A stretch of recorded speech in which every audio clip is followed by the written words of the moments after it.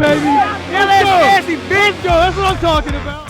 What's up, y'all? Welcome back. We are here at the shop after what felt like a month of racing. Hope you guys like the racing content. Thank you guys that are new subscribers. We picked up some new subscribers over the past couple days of racing content, so thank you for that. If you guys are watching this video and you're not subscribed, go down and click that subscribe button because we got a lot of badass stuff coming up and you don't want to miss out on that. Go down there, click the subscribe button, hit the bell so you don't miss out on anything we got going on.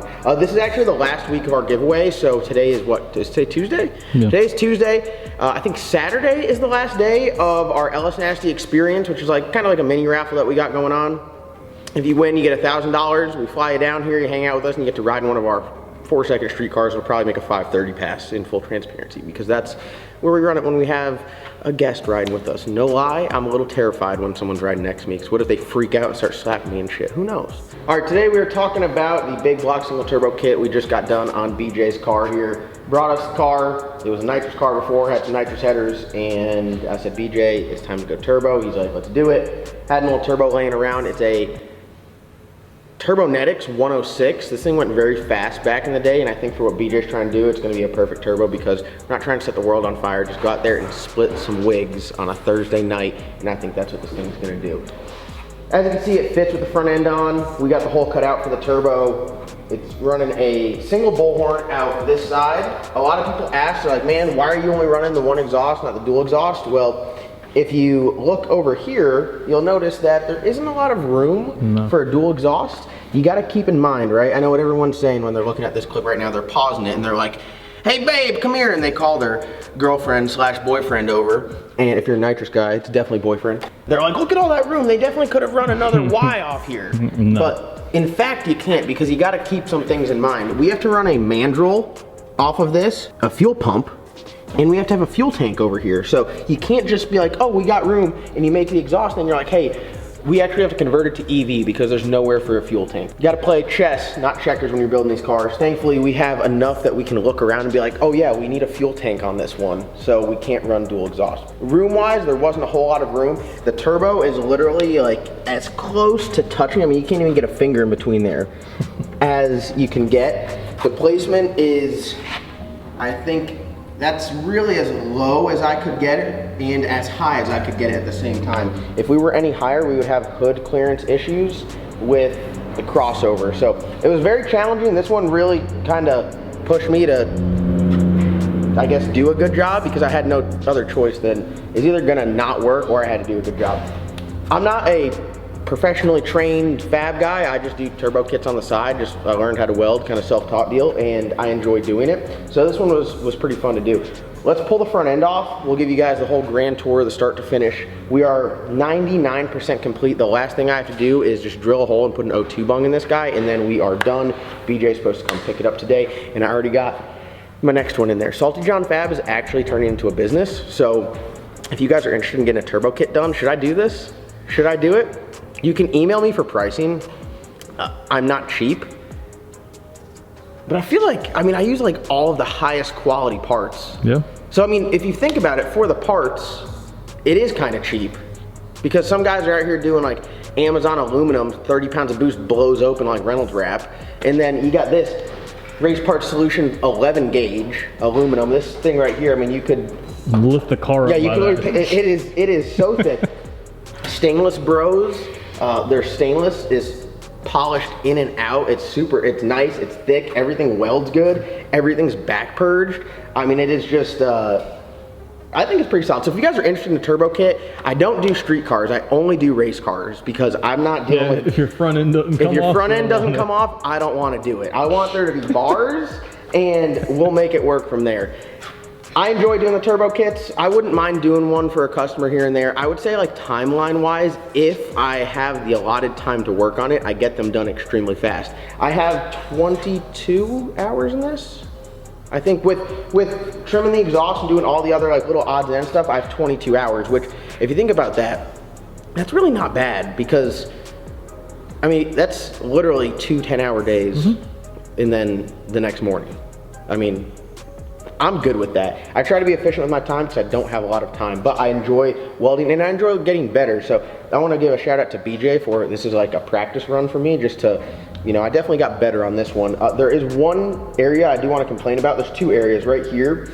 I made some mistakes. So this piece of stainless was not stainless, bros. It was like some Chinese. That's what I'm talking about when you use bad materials. It did not want to weld good at all. So kind of pissed that like right up front, it looks bad because I mean, like look at the welds on this. Like zoom into that. I mean, that looks much better, right?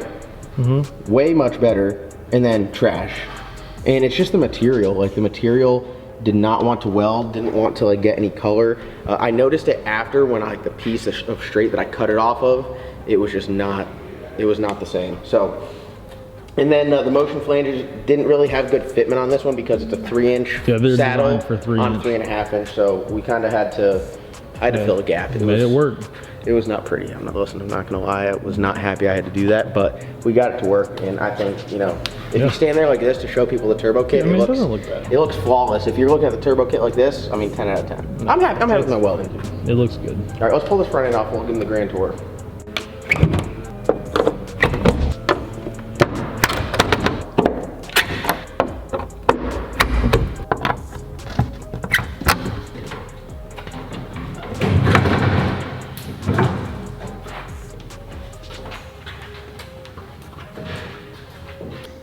All right, y'all, so here we are. This is the Malibu with the front end off. It's fully naked, as you can see. Turbo looks a lot larger now. So it's a 106 millimeter large frame Turbonetics. That's why they look so large, just like the old school large frame style. These things are absolutely massive. We have a Parker Speed large frame mount right here, which we got a piece of chromoly coming out and coming off of the K-member to support it. So the turbo itself is supported very good. That is something that I think is important to make sure like your shit ain't going nowhere. You don't want to wheel your car and be like, oh, hold on, the whole turbo kit's broken. So that was the first thing we did. We got the turbo placement. It took a while to get it perfect. I centered it perfectly in the chassis and off the car. So right now it is like dead perfect center. If you like step back here, you can see it. The motor's slightly offset just a hair, but the turbo is dead center. Looks pretty good. We also are running a Parker Speed T6 flange to dual 3.5 inch. So this thing right here is a unit. Welds really good. I like them. I don't like having to make a custom merge.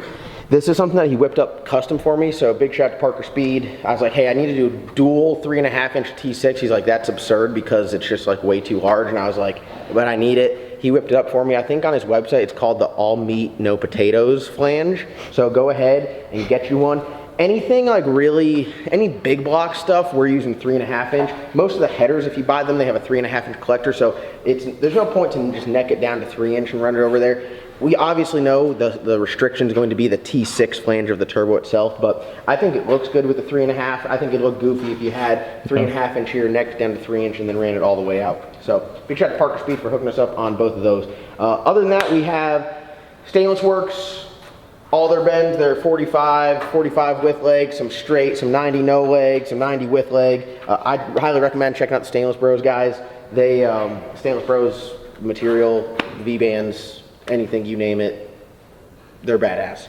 We had to modify the headers because the collector was pretty high and then the V-band clamp was actually touching the hood. So we had to lower the V-band clamp. So cut it off, put a 45 there, angled it down, put the V-bands down there. I kind of like it because when you go to install the hot side, it kind of like slides right into place. You put this clamp on, your bolts and the flange go right in, then you put this clamp on. I'm very particular after working on a lot of cars at the track, at the shop, after running them. Fitment is key. They're obviously going to bend and maybe change a little bit with heat, but if you start off with them very, very close, they usually stay very, very close. If they move, it's not enough to really make a difference. After you install your first turbo kit, and you have to use a ratchet strap and a bunch of pry bars, you strive for this every time. We got our Motion Raceworks 60 millimeter wastegate saddles. So we have some VS Racing wastegates. Look at that. I'm pretty happy with the welding on there. And like even here, like look at that welding stem. Pretty good. Everything is back purged, like I said. I think that's very important. And it's welded with the right temperature so you get that 100% penetration. The last thing I want is something that I worked on to go out there and break. Obviously over time, if stuff breaks, it breaks. Like 5-6 years down the road, I mean, these things are glowing red and then cooling off every time you make a pass. but the goal is to make them as strong and redundant as possible. So that's pretty much the hot side, pretty simple. If you guys have seen the turbo kits on the cars before, the Black Sheep, Slick Rick, they all kind of have this like similar vibe with like the swooping, I would say the smooth curves on the hot side. This is definitely Black Sheep deal where the charge pipe goes under the hot side. I've made one for Chase's car, Bloodbath, when they LS swapped. I'd say it looks very similar. I kind of like it. It looks good, it looks smooth. I don't like any like real sharp angles, like cutting a bend in the middle and putting a straight on there. I try not to do that. Flowing. Yeah, that's how I like it. I just think it looks good. And if you're gonna go out here and spend a lot of money on a turbo kit, it should perform well, and it should also look good too. I think that's something that's important. I feel like a lot of guys are, and I'm like that too. Some things, like, I don't really care how it looks, I just want it to perform really well. But something like a turbo kit, I mean, this is kind of you have your creativity to do whatever you want. So like take a little bit longer. It might take an extra bend here and there, but make it look nice, make it look cool. That's at least what I like to do. The cold side, all 4-inch, I wish I could do 11-inch, 4-inch, 11 gauge aluminum from Race Parts Solutions. We're running their dual seal clamp up here. If you know anything about dual seals, you know it's not in a bind if you can spin this. One thing that I really take pride on is making sure the cold side's not in a bind, because more often than not, you know, you got to take the intake off, work on the motor. The charge pipe comes off. The hot side doesn't come off all that much unless you're really like pulling the motor or changing turbos. But if you're working on the motor, you got to do anything like the lifter valley tray, changing lifters, you know, doing any maintenance, putting oil restrictors in there, you're taking the charge pipe off. So fitment on the charge pipe for me is probably number one. Run a Wiggin style up top, which allows for some movement, and then a V-band on the turbo. It's kind of how I do all of them. If you guys know the Wiggin style clamps, you'll know they can be a pain in the ass to put on. There is a trick that I have learned that when you get this guy kind of close, you get 2 channel locks, and you clip one side on, clip the other side on, it squares it up, and then you're able to put the ring on, no problem. And it took us from fighting with them for hours. One day we fought with one for, I'm gonna say, at least 3 hours. Dude, it was ridiculous. Whooping our ass. It was ridiculous. So now that we know that, we can get these on. This kit, I'm very happy with the fitment. If you put the dual seal on, when you actually like clamp down on your channel locks, it actually puts the V-band down here into the receiver groove, because one side of the V-band is male, the other side is female. It kind of clips in, and then all you got to do is tighten it down. So very happy with the fitment on that. We got one 50mm blow-off valve. Got that stuck on there, pretty simple on the charge pipe, straightforward. Everything's good. We got that V-band welded onto the compressor cover. I don't like to run any silicone clamps. I know if you have a V-band, you can run a silicone clamp on the other side, but I like the Wiggin style, and then this. And then our exhaust, again, keeping it simple. We're running 5-inch exhaust, just a single 5-inch. Not a good idea to run the dual 5-inch because you really eliminate a lot of options for setup and configuration on the car as far as running any accessories.